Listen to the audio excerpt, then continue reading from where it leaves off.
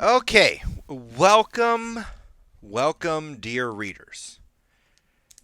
What do I have this week? This week is going to be Red Mars by Kim Stanley Robinson. It's kind of a big boy. Again, I got this at a. Where did I get this one?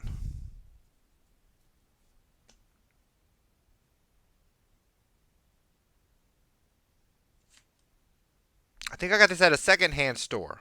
Okay, so the condition it's in, it's not all on me. Okay, it's not all on me. But it held up pretty good. Not gonna lie. Except for this one bit where it wants to be like this, right? So it made it like fight you. See how it fought me when I was trying to read it. Little, it's no one's issue for real. It was just the issue I noticed. But I don't think you could get it to happen again in a reprint. If you get what I'm saying, it's just a random occurrence in a item. Anyways, why did I get this book? I think there's a podcast out there called The Sword and Laser. Pretty good. I started listening to it for recommendations, as we readers love to do. We love to find recommendations on books. And I don't know if they covered it. It's been a while. I don't know if they covered it or they have like a March Madness for books or something to this effect. And his name popped up, Kim Stanley Robinson, and it sort of stuck in my head. So when I saw the name, I gave it a go. Don't know. I had no other idea what it was about. Obviously, I'm gonna assume it's about Mars from the cover. See a lot of spaceships and whatnot. What did I give it? What was my rating? Right, I wasn't going into it expecting anything whatsoever. So I think it's a pretty clean rating on a whole. I gave it a 3 out of 5. The books, let's see, what did I say? The ideas in this book are wonderful. I love almost every idea, everything he tries to tackle. I'm really for. I really like. But his execution, not so good. It just isn't good. Um, but in a weird way, I ended up liking all the characters. Right? So I have this odd mix of situations happening. Because you're like, well, he's a good writer if you like the characters, right? I'm like, ish, sort of, kind of, maybe, no. It would be like, you know what it feels like? It feels like somebody maybe retelling the history of the world of some chunk of time that's known, but then they don't tell it very well, if that makes sense, right? That's what it feels like. It feels like poorly retold history. So, on the one hand, every character does feel real, but on the other hand, we got stuff that just doesn't mesh. And then under that, we have various, let's say, inconsistencies that always bug me in these type of books.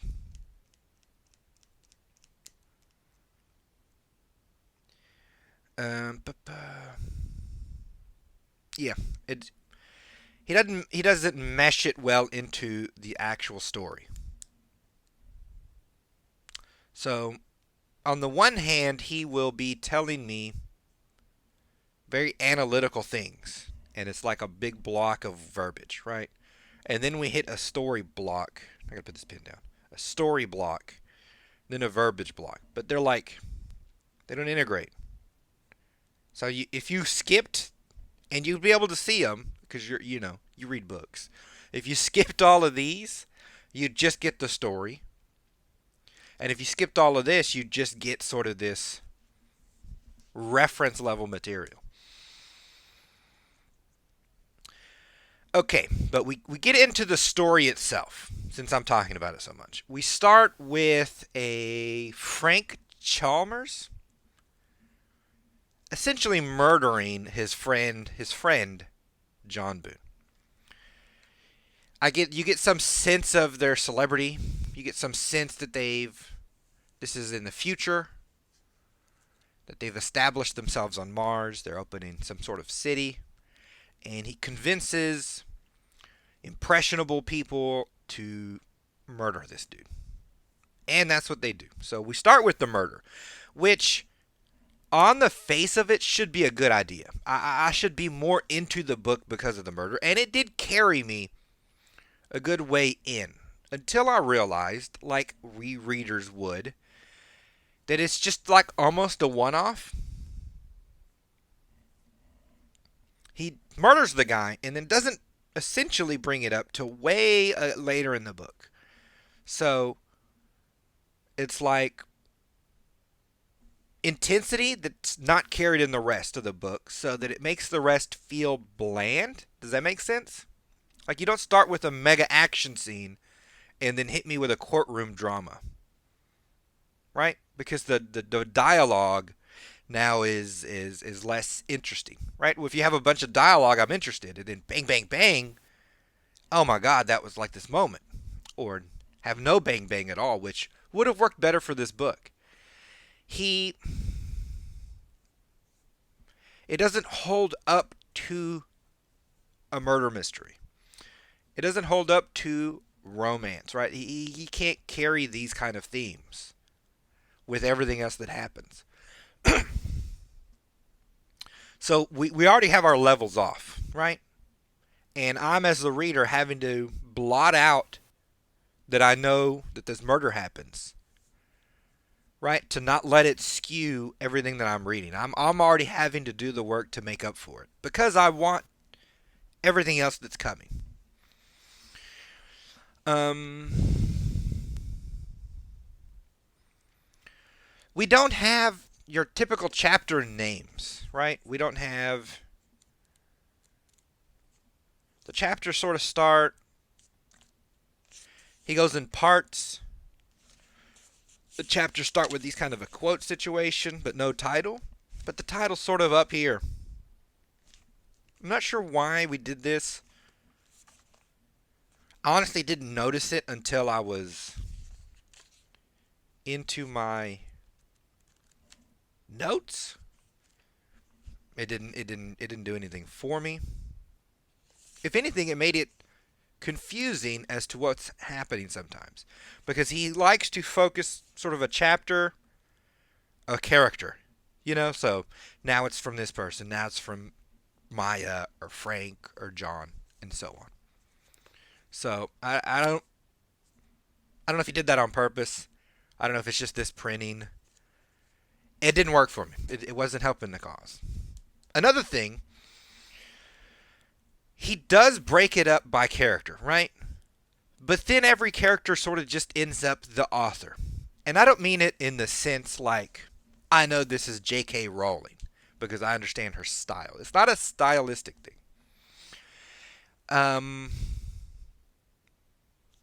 Traits, personalities, temperaments, right? Pacing. All these things would delineate different characters. So if I'm looking at a scene, at a woods, I would tell you certain things about the woods. But if a historian's looking at it and he knows the Battle of Gettysburg was in these woods, he'd tell you different things, right? So all that previousness of their human life starts to come into an effect.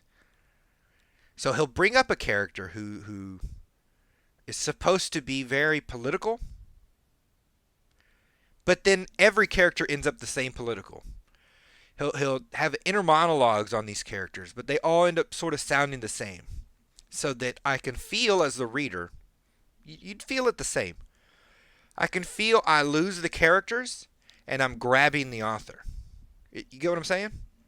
So the whole thing ends up just being him, saying what he wants to say. He has various points he wants to make.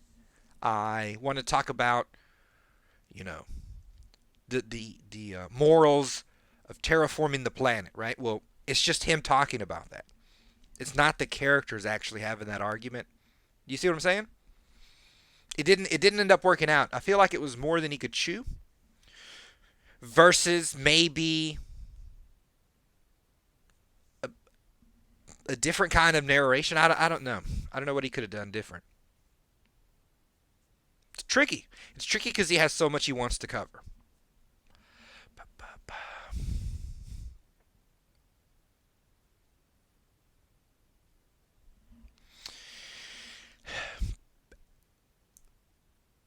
Now, it sounds bad, right? And there are things that annoy me, but for some reason, and I was trying to think why, I end up caring about the characters. I think I'll remember them for much longer than maybe they deserve. Again, because I think it has this sort of historical feel, like they feel real, right? It feels like real things happened, in a sense. And I think some of it's the length of the book, right? Where if you spend long enough giving me psychoanalysis of different people, I sort of know those people, right? And because the rest of it's kind of not as good, I feel like my brain's just grabbing the parts that it likes and then just retaining it, right? Like you read a bad history. Well, you know Winston Churchill was real. So you're like, I'll hang on to the real parts and just sort of exclude his bad, right? In my brain, I kind of do this. I don't think the author did it on purpose. I think it's just a skill readers have. So I think if you read this, I think you'd feel the same way. You'd be like, I kind of like these characters. I just don't like the way they were delivered. It's a very odd. It's very odd. In any case, we leave the murder, and then we meet Amaya. We end up on a ship called the Ares, flying to Mars. I think it's this bad boy. I think it's that, but I'm not 100% sure. In any case, what you need to know is you're on a spaceship now. And it's not like a sci-fi spaceship, it's like a very realistic spaceship. Right? Lack of gravity, body physiology degradation, spinning for gravity, what we eat, this kind of thing. Right? But then, like I said, he tries to have our Maya be very political. And at first I liked it, but then you end up finding out everyone's the same way. Everyone has deep thoughts as to what's happening around them. And then we start getting into some of the meat of what he wants to do. I say meat. They're sort of like, what is it? The fancy restaurants, like a 9-course meal. Right? You don't, a normal, I want lasagna. I'm going to just eat a big pile of lasagna and then go home. With 9-course meal, you get like a taste of lasagna, and then a taste of fish, and then a taste of some other thing, right? These 57 little plates, that's what it is. Because he wants to have that deep conversation, but then doesn't tie it to the rest of the story, and then just moves along from it. Right? And then a new character comes up, and we want another deep conversation, so he'll just now act like the other characters, even though it wouldn't concern that person.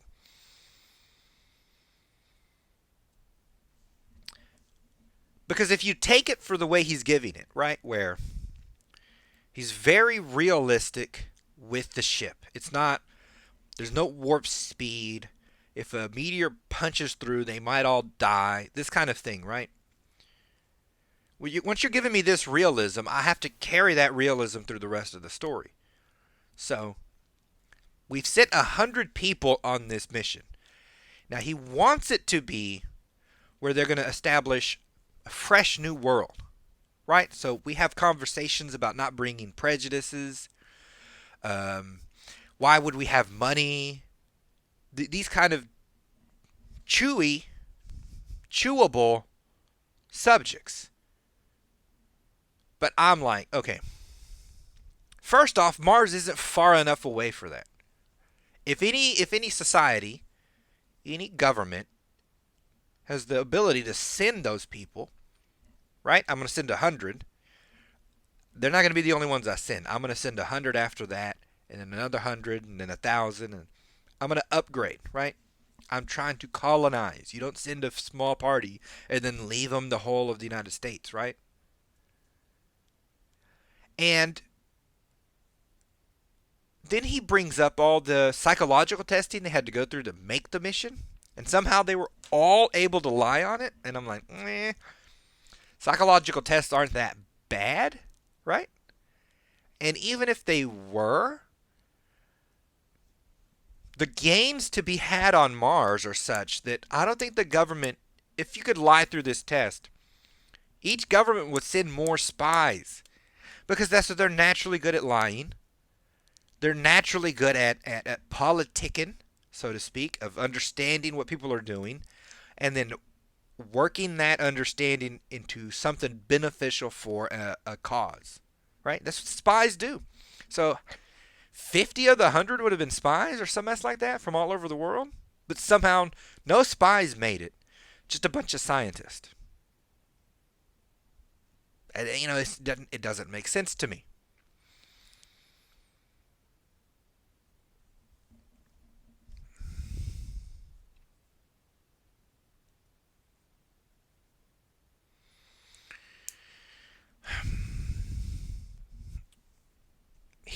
He ends up we end up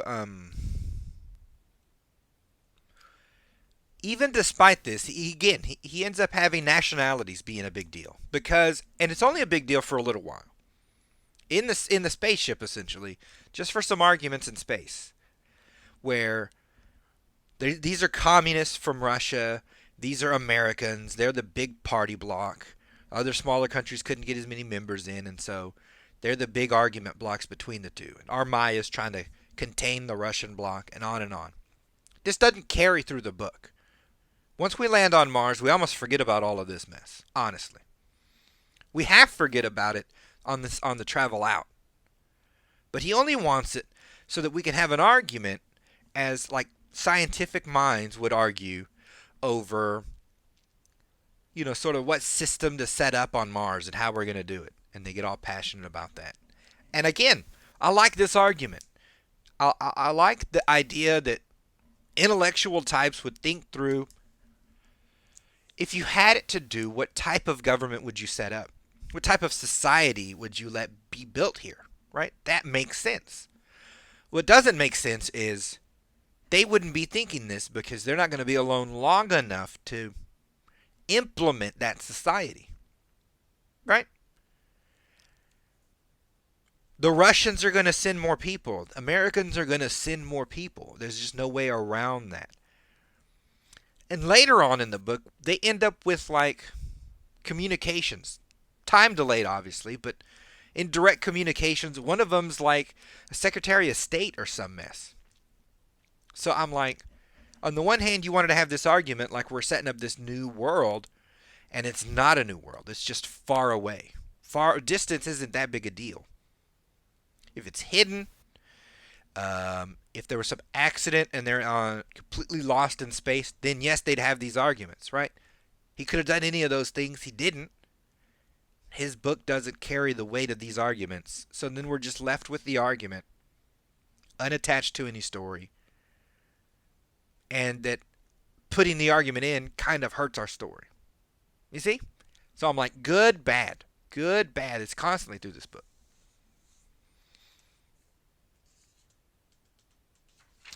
But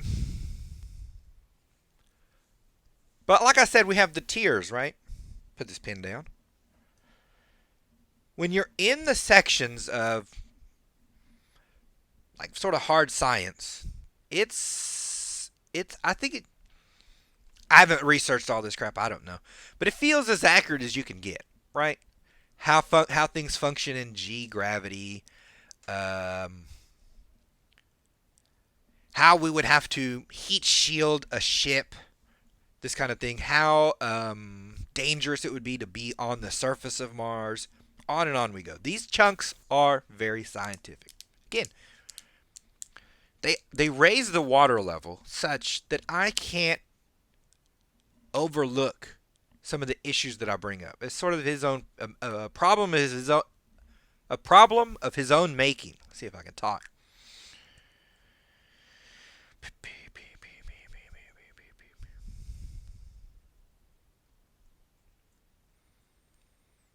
We end up landing on Mars itself. Right? After the politics of space, we get into like relationship issues. And I swear it feels very childish. Just childish levels of relationships. Who's with who broke up with who, this kind of thing. Right? He wants it to come across like small things end up major, and I need to use my political skill to make sure everything stays smooth, but it doesn't hold up. It just feels like a bunch of tweens. But then it also, part of what makes it weird is their age. Not that older people can't have relationships, but it's sort of twofold. One, older people have different types of relationships. They are more self-aware, and they get less emotional about stuff, right? They've lived through crap. They've lived through the highs and lows of intense relationships. So they start to take them different. And by older, I mean like 40, 45, 50. These are the ages I'm looking at here on this, which leads me to another of these irrationalities. If I'm sending 100 people, this joint venture, I'm sending 100 people, I'm not going to send a bunch of 45-year-olds. I just wouldn't. I'm sending 20 to 25-year-olds. And you're like, well, I think the argument the book would make is that you need experts in such and such and such and such. I'm like, you actually don't. Again, if they were going to establish their own civilization, devoid of anyone else, you need young people. If you're going to send a colony, which is what they end up being because you have direct communications to other people, you still need young people. Because of the intense labor, right? And if you wanted to establish where you're trying to populate this place, young people have more kids, right? And so you're like, well, they don't know anything. I'm like, of course they don't know anything. That's why I write it all down. You teach them mechanical proficiencies, right? Here's how you fix problems on the ship. On and on we go on those. Everything else, I'll just send a book. Or I'll call you and tell you what to do. Right? Manual. Just teach them. All the astronauts were able to quickly grab a manual, get to where they need, read it in a crisis, and handle a problem. You can get a bunch of 45-year-old astronauts. It's too stressful. They'll have a heart attack or something else. I don't know. It just doesn't stand to reason. Well, we end up finding the reason later in the book. Later in the book, he has some kind of medical breakthrough that stops the aging process. So he wanted them old because then it's not going to matter about the end because then he's removed age as a thing, right? Again, another great concept, but that doesn't fit here. I could just teach all the young people what to do. It is. And then when we get to the planet, like I was saying, he gives long chunks of stuff about how strenuous it is. It's constant work days. It's just constant grind, issue after issue. And I'm like, again, young people would be needed here. They get to Mars and a lot of equipment's been pre-placed. And I'm like, I like that idea. That works. And we spend a lot of time with Nadia. With Nadia. She is this engineering expert. So she's going from place to place, solving problem. Like, that's great. But then it's like, somewhere in there we get robots added. And that she can program the robots and they can just start building habitats or digging holes or cutting ice blocks, this kind of thing. And a person needs to be there to eject the ice. And I'm like, oh, hold on. Hold on. If I have robots that I can program to build things, and I've pre-landed lots of equipment, why wouldn't I pre-program the robots to make the living places my colonists are going to go into? Right? Then I don't have to send a bunch of old people to build stuff that they wouldn't be good at building, when I could just send 1,000 robots to build a massive city or cities, and then just send a bunch of people to go live there. Right?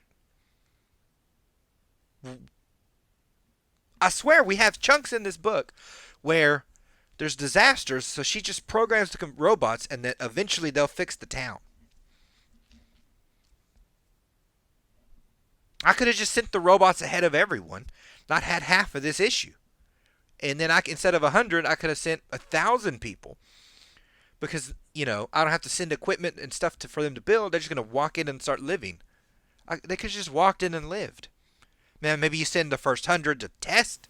Make sure there's no air leaks in the buildings the robots built. But why would there be? They're robots. Yes, some would break down. That's not an issue. You have 1,000 of them you send. You can send one to fix the other ones.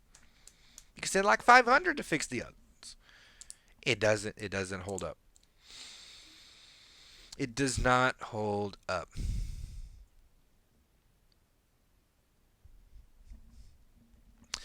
We then start having sort of arguments on Mars itself. And some of these are dumb. One of the ladies, I believe it's Anne, falls in love with Mars and gets it in her head that no change should happen to Mars whatsoever. That we're losing some sort of historical record that would be important.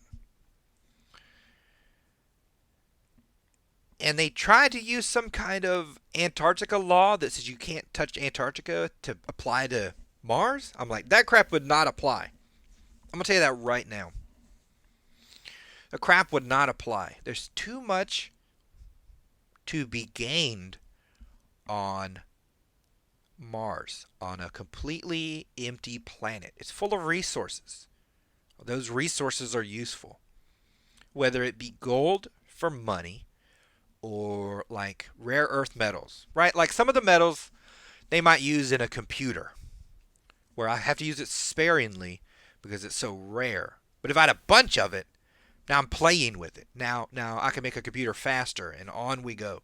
Who knows the applications if you have an abundance of rare earth metals?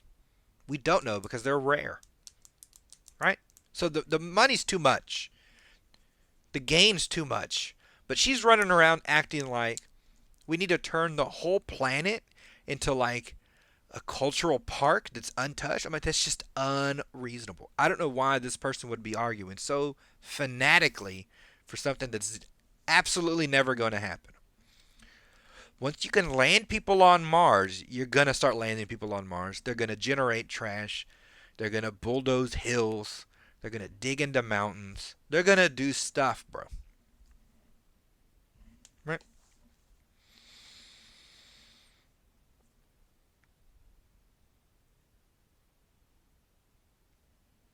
And I know the big idea he wants is this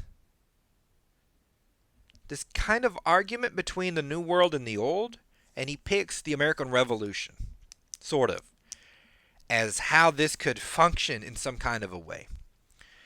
But most of those people were British, right? Early America mirrored Britain in a lot of ways. They had religious ideas, but it mirrored Britain in the structure, right? We're not building like... They didn't leave Britain, come to America, and start living in yurts, if you know what I mean. Their houses were a certain way. The town layout, town squares, town councils, all of these things mirrored England.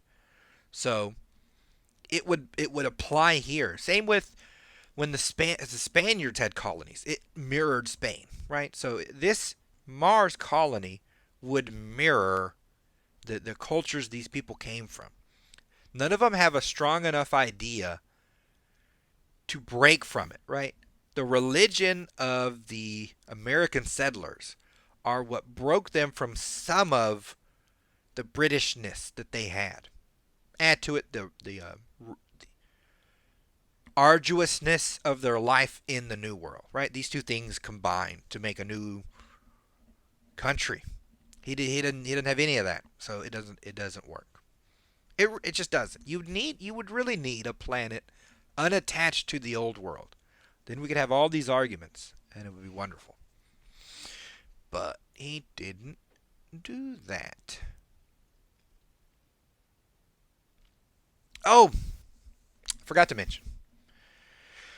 So we had the murder, right? And then we don't sort of come back to it. On the ship, when they're on the ship, there's a stowaway. Like one of the ladies, I think it was Maya, just sees him quickly, then just couldn't get a good look at him, and he hides. So I'm like, that's very interesting for the story. What's a stowaway do here? Well, I'm asking you, and you'd ask me, and neither of us would have an answer because the author ain't going to cover that crap. We somehow have a stowaway on a ship with 100 people. Now, even if it's a big ship, even if it were bigger, like if it could hold 1,000, but we only send 100 for some reason, which is not what he describes. The way people are, there's no way you're having a stowaway without people knowing. There just isn't. There just isn't. Once we're locked into like a space, a confined space, we just like mice. We just wander all over the thing randomly, just to get a different view, just to sit your butt on a different seat, just to be in a different part of the ship. We crawl all over the thing. There's no way you could have someone living for that extended, because they're all, I don't know how long it took them. Maybe like a year in space or something like that. It's a long time they're in space. There's no way. There's no way there'd be a stowaway. No way. Unless one group had like an enclave, a section of ship that's only theirs. But you can't have that. People are going to be in your business. It just doesn't hold up. Also, we don't have deep conversations about what a stowaway on a spaceship. How would we take that? Right? Is there enough supplies to feed an unknown number of people? Because I supplied it for 100. Do we kick him off the ship? Is he a saboteur? We don't answer. We don't ask. We don't concern ourselves. It's mentioned later, but not in any kind of way that would pay off what you feel when you read that there's a stowaway on this ship, right? It's just, it fizzles for no reason. So I'm not even sure why I was there, if I'm being honest.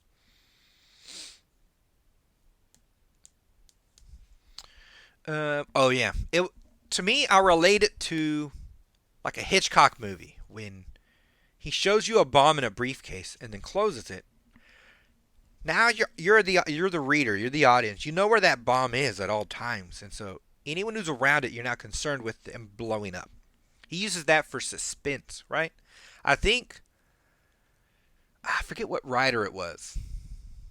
I don't remember which one it was. I think it's that Russian one. Tchaikovsky? I don't know his name. Is that the guy who did the ballet? In any case, one of those writers wrote that you don't, if you show a gun, you have to shoot someone. That's what he said. I think it was one of those writers. The idea being that it's too big a thing to then just put away, right? It will deflate this rush you give the reader. The bomb is suspense, and he's going to do something with that suspense later. But if you add this element, of a stowaway, it's like a gun is now in the room. That gun doesn't go off, I'm a little deflated. Now, if you're ready for that deflation, you've done something in the story to make up for it or some mess, right? There's no payoff for it. So there's this gun, this stowaway, no payoff whatsoever.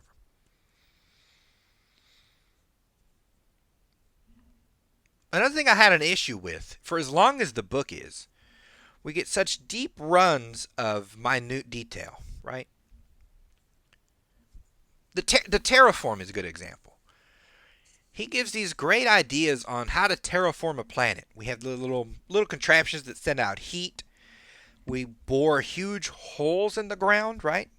So that they end up where the planet's hotter, just being shafts of heat let out into the atmosphere, this kind of thing, right? These ideas are cool. But when you're giving me that much detail, and there's only the first 100 I'm dealing with, you shouldn't, in passing, tell me somebody died, right? When there's an accident, I should get to see that accident. Not in a gruesome way, but I've been with these 100 now for a good half of the book or more, right? I've put in this amount of time with them. I've went through space with them. I went through establishing a colony on Mars. So when one of them dies, it shouldn't be like, oh, in passing, oh yeah. It's just like, I feel bad like when so-and-so died, but I'm going to go take a nap. It's kind of, why are you now indifferent to the 100 when I care? You get what I'm saying? He's indifferent when I care, but he's the one who made me care. It annoys me that I don't get to see key moments in the 100's existence on Mars because he just doesn't write it in.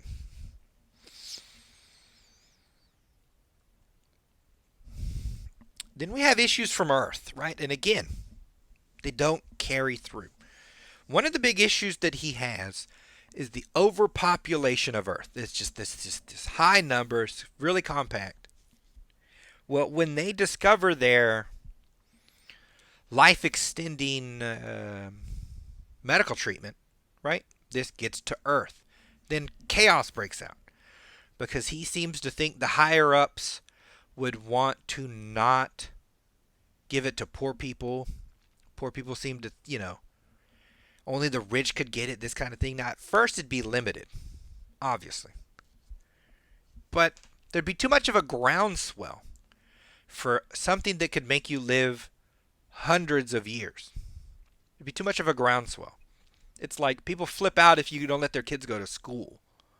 This is way more important than that. We would just bend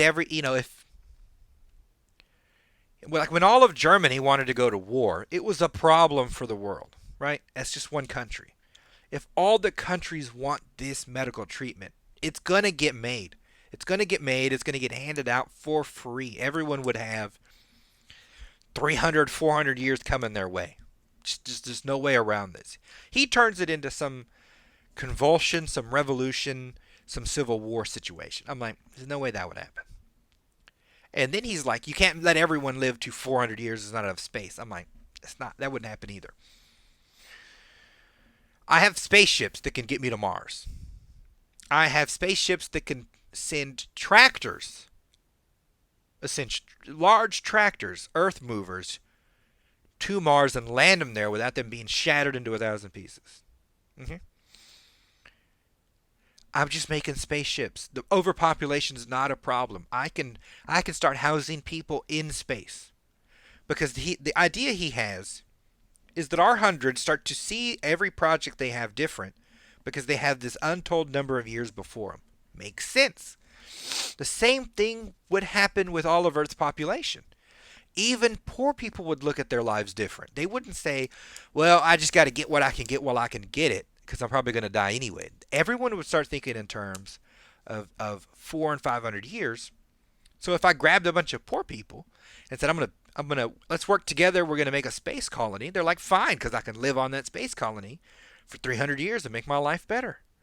Right? And the corporation's like, I'm investing in these people because once the colony's up and running, we can mine the asteroid and I'll be rich for 300 years. You see what I mean?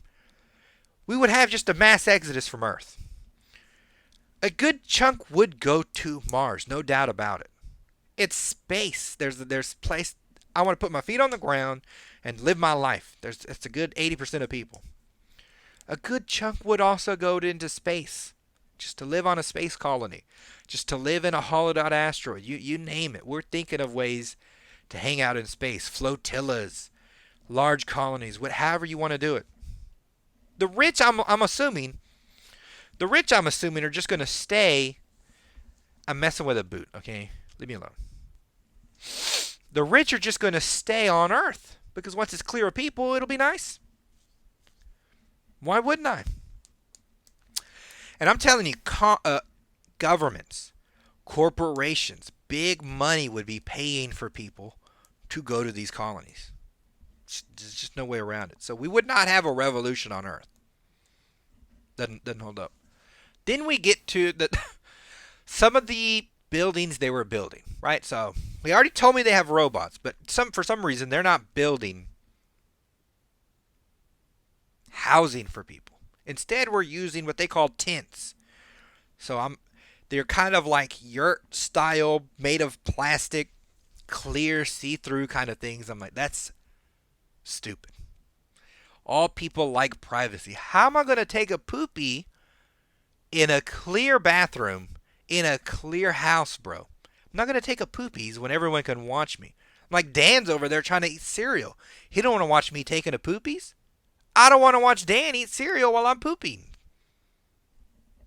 Our walls would be walls, bro. And then they're large. One of them is a big dome. We have no fail safes for damage to this exo sort of outer skin. There are instances where people cut their way in to these and stab people. There's some like the dome is damaged and then people just start suffocating. I'm like, we're not building that structure.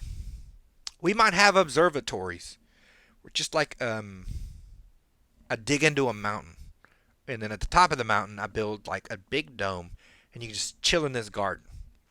But if an asteroid breaks the dome, yeah, everyone in the garden's going to die. Which is like, say 100 people, 200 people. That's not everyone who lives in town. Why would I have a setup where everyone in town dies when the dome gets dumped? Right? And especially since they're all supposed to be scientists. 40-some-odd-year-old scientists at that. Doesn't hold up. I mentioned people getting stabbed, right? And it's because we have bottlenecks. He seems to invent bottlenecks where once there's this influx of people from Earth, which he seemed to think would have been illegal, he adds a whole big old politics to it. I'm not going to recount all of that. Once he adds this, then we end up with these sort of like overcrowded places because there's not enough places for them to go. We have some of the first 100 who've disappeared on Mars somewhere and that some of the new people are trying to find those new enclaves or whatever. I don't know. In any case, Mars gets heated the same as Earth does. The same issues affect them. And then we get a group of people who want to make Mars their way, right? They don't want to be tied to this Earth. Again, like the American Revolution. We have a Martian Revolution. And it's the dumbest thing, one of the dumbest things I've ever read.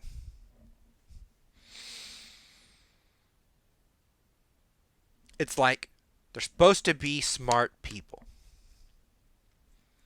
There's no way you have a revolution without guns. Somebody's getting shot, people. That's just the way it is. What did Bismarck say? This will be settled with iron and blood. I'm like, that works in every era of human history. This will be settled with iron and blood. War is just a continuation of politics, right? It was inevitable. But the setup made it inevitable. That's not the setup that would be. He somehow had large quantities of people going to Mars and settling without a police force. Doesn't exist. Every large group of people has some policing. Even lawless areas, the gangs end up being your police, right? Because there's profit to be had. If I run this part of New York, I make sure other people can't run it. So I run out other criminals. Then it's just me. Then there's not really violence because everyone in town knows you pay Dan the protection money or what? The gang breaks all of your crap. You can't function in this town without paying. But I'm like, that's the 1800s. We've had 200 whatever years, 300. I don't know when the story was. I don't know what year. I think actually it's just 2030, so it's not that far away. We've had enough time to where we know policing is necessary to human society. The military would send some police. There's nowhere. There'd be dudes with guns enforcing laws. Right? There's no way around this. The people who went would have redundancies built into their buildings. There's no way around this. We have, when you make a skyscraper right now, I think I saw one, every 11th floor was dedicated, was not used for anything but in case of fire. One, to break fire, the path of the fire, right?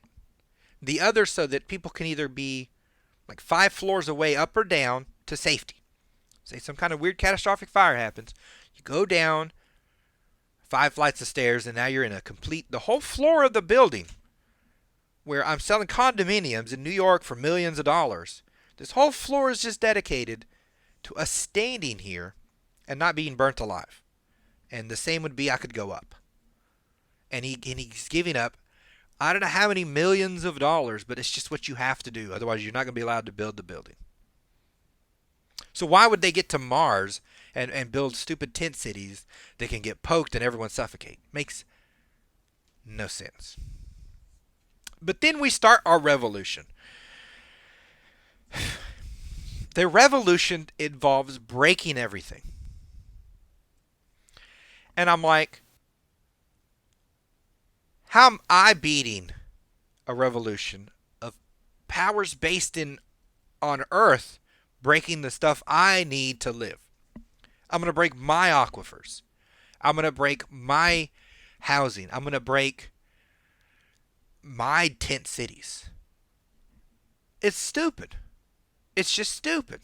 That's what they end up doing. They're just all turning into terrorists. I'm like, this is dumb. Where am I going to live? Supposedly we had all these other places built. And I'm like, if you could build those, why wouldn't you build nothing but good ones here? And if you did, and you break these dumb tent cities, what's to stop Earth from sending the robots to just start building more out of brick and stone and in the earth? There's not a lot of you. They just find a spot where you're not, get a foothold, send the military. Now good luck breaking one that's not made of a stupid tent when you don't have any guns or bombs. And they have an army foothold, and they're just going to spread out from there like Zerg. They're just going to creep on over and they take the whole planet. It's stupid.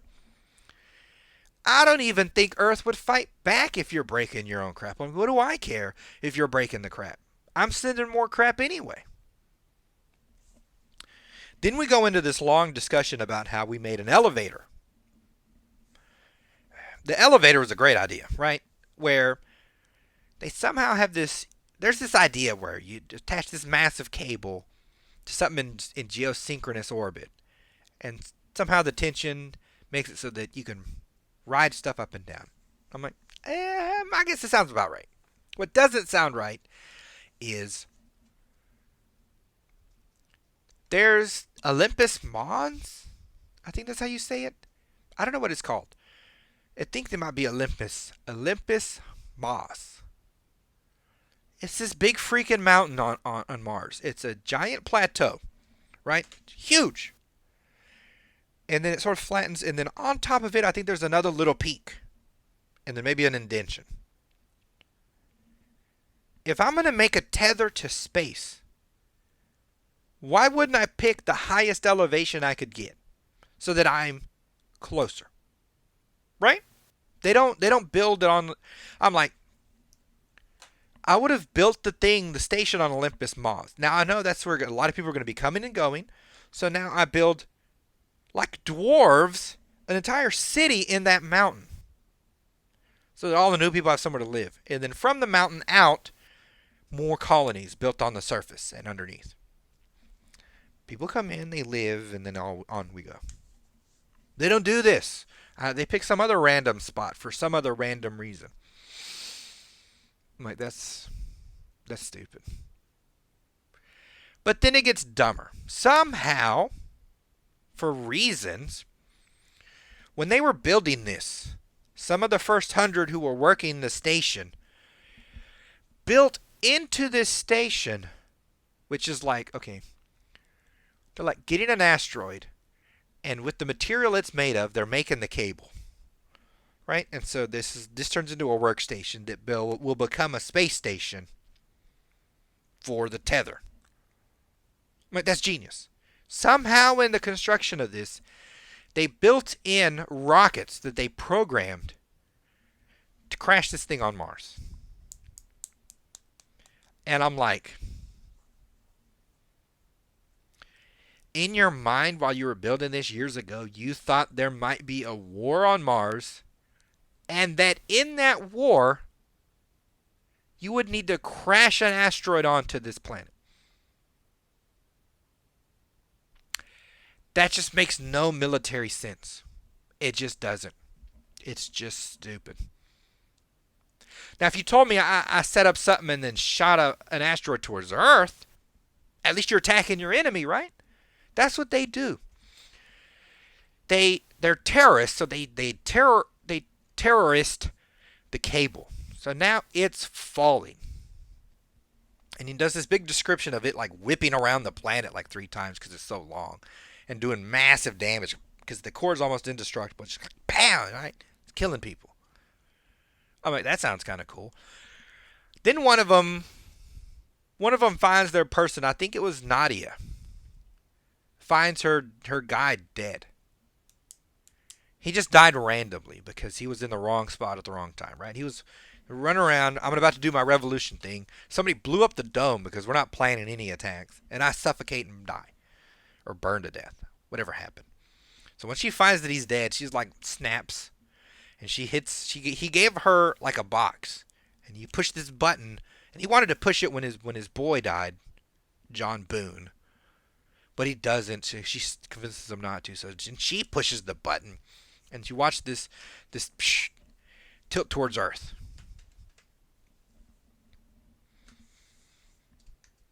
They just crash it into the planet, and it makes this massive mess. I'm like, why? Why would you destroy your own planet? It's stupid. We get a story about somebody. There were a bunch of people in the elevator when the cable broke. And they just yeeted out into space because that's better than plummeting to Earth. Then one of them gets rescued.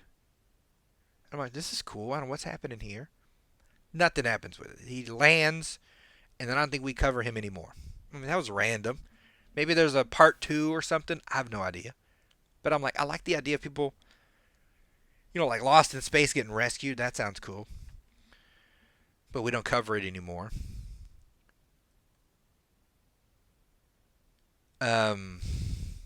We have this massive war that's stupid. He seems to think they'd have sent a bunch of fighter ships that can fly around the planet like drones or something that'll shoot you down because they're killing all the first 100. I'm like, none of this makes any dumb sense.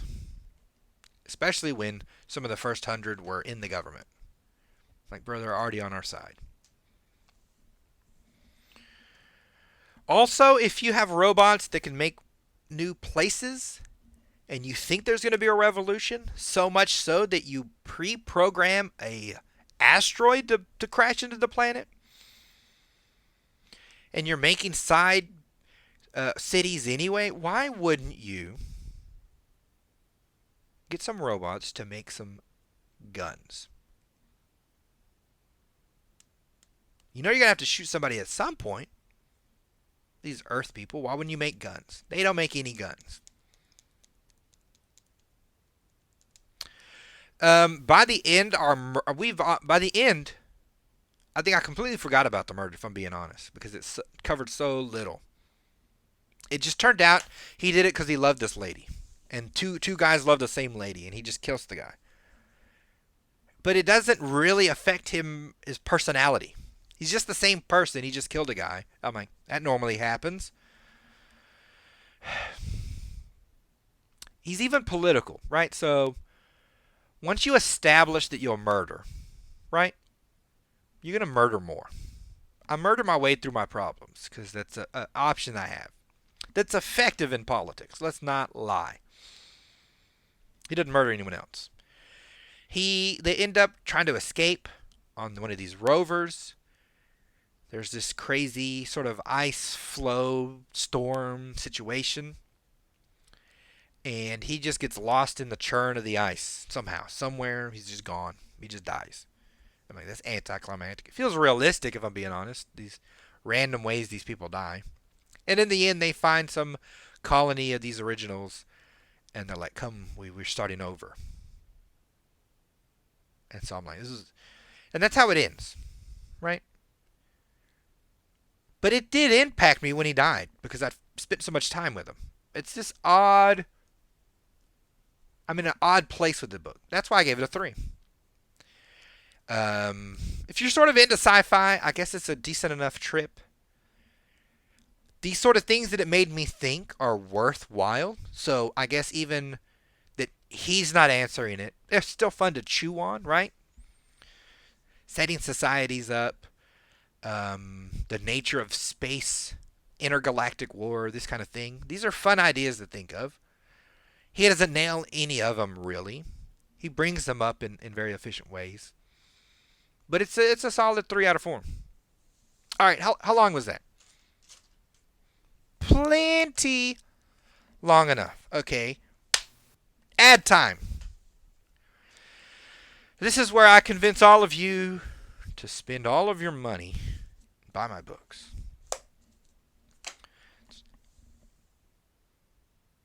I don't think this thing said it won the Nebula Award. I'm like, bro, Nebula? You just give that award to anything? It's really dumb. These issues constantly roll in my head of these incongruencies, where if they were just ironed out, this book would be a lot better. But then I don't think this book would be on Mars. You'd have to have Lost in space to do what he wants. Right? But, again, we can only judge the authors on what they do. Right? We can't, as much as we want. Well, we could. If you just want to write your own book, you could just, if you took this and wrote a good version of it, it'd be a wholly original book. And I think people would really appreciate it. I think people would like it. But don't get this thinking it's that, because it isn't. It's incongruent in almost every way it can. It's just reasons for him to have these conversations. He might have been better off writing essays, I swear. All right, people. This was fun. These are fun. I'll talk to you all, you lovely lot, next week with another book.